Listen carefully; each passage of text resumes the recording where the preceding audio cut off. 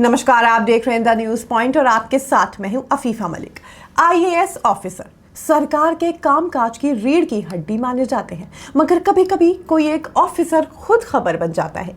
UP की अफसरशाही में इस वक्त एक नाम चर्चा में है, आंजनेय कुमार सिंह। सिक्किम कैडर के 2005 बैच के इन्हीं ऑफिसर को 7वीं बार यूपी में एक्सटेंशन मिला है।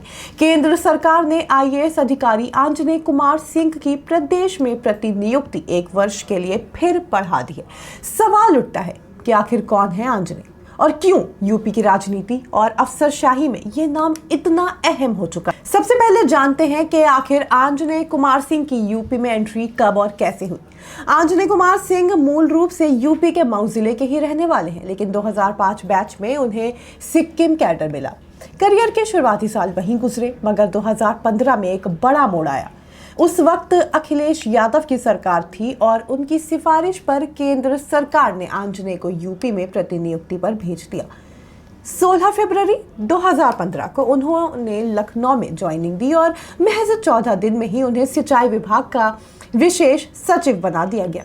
3 महीने बाद उन्हें शारदा सहायक परियोजना का अतिरिक्त चार्ज भी दे दिया गया।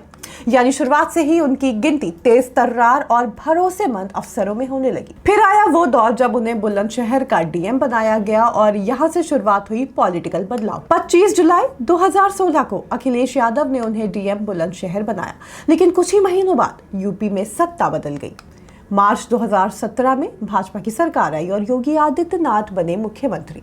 सरकार बदलने के साथ ही अफसरों की तैनाती भी बदली। आंजनेय को बुलंदशहर से हटाकर जीएसटी विभाग का एडिशनल कमिश्नर बना दिया गया।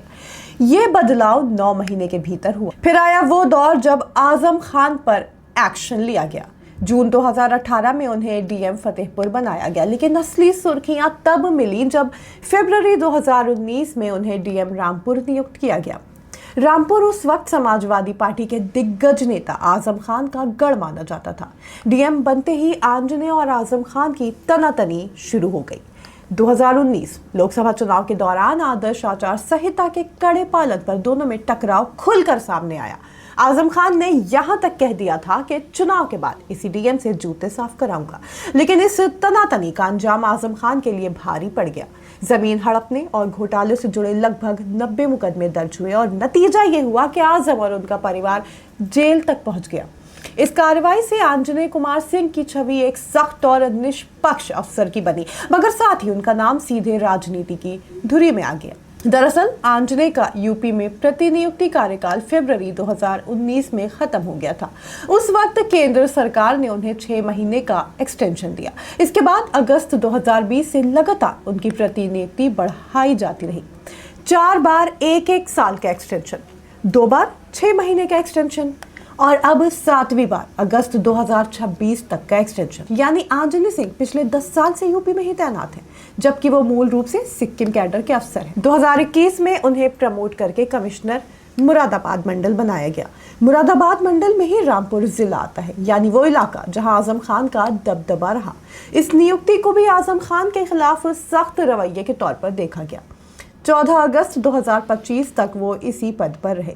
कार्यकाल खत्म होने के बाद चार्ज डीएम मुरादाबाद को देकर छुट्टी पर चले गए, लेकिन यूपी सरकार ने केंद्र से आग्रह किया कि प्रशासनिक निरंतरता बनाए रखने के लिए उन्हें एक्सटेंशन दिया जाए और अब केंद्र ने उनकी प्रतिनियुक्ति 1 साल के लिए और बढ़ा दी है।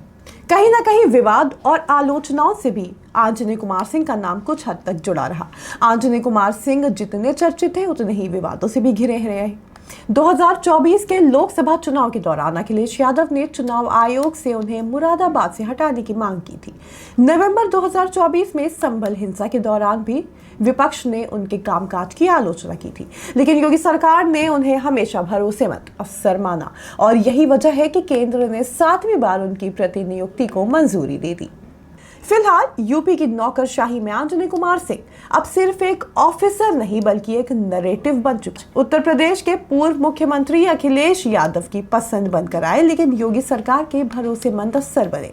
रामपुर में आजम खान के खिलाफ उनकी कार्रवाई ने उन्हें चर्चाओं में केंद्र में ला दिया। अब सवाल यही है कि आने वाले समय में भी उनकी सख्ती और राजनीतिक संवेदनशीलता उन्हें सुर्खियों में बनाए रखेगी, या 7वीं बार का ये एक्सटेंशन उनके करियर की सबसे बड़ी पहचान बनकर उभरेगा। फिलहाल के लिए इतना ही। आप जुड़े रहें द न्यूज पॉइंट के साथ।